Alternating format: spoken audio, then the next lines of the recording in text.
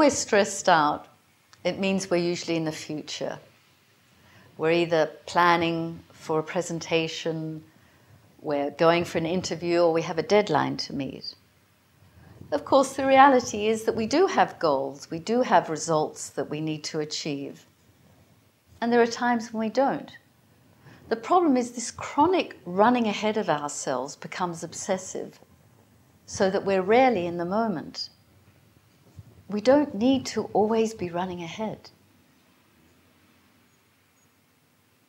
For example, you're walking your dog on a beautiful morning, but mentally you're already thinking about your drive to work and whether you'll miss the rush.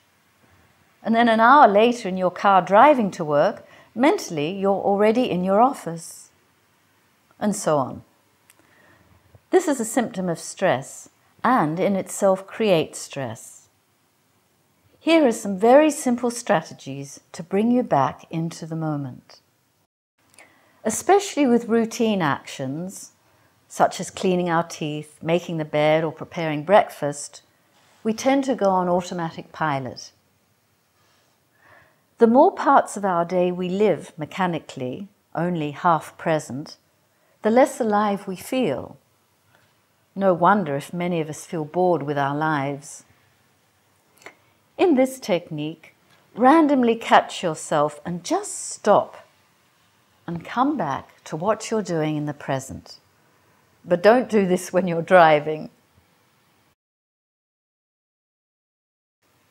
Fortunately, even though our minds tend to race ahead, our bodies have to be in the present.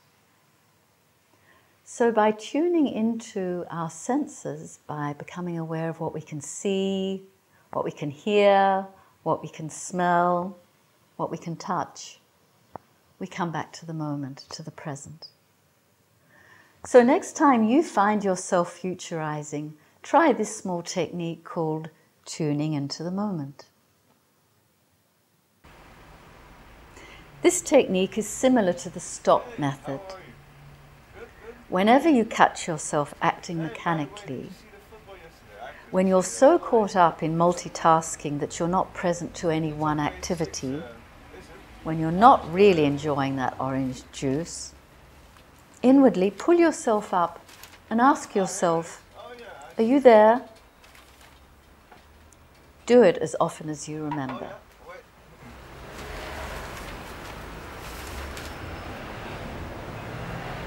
Ah shit, whatever. You know what, I'll give you a call later on. Bye.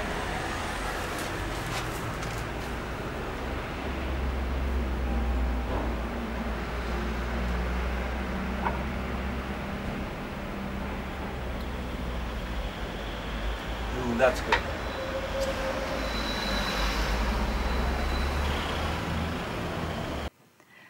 And remember, you don't need to practice meditation methods for the rest of your life.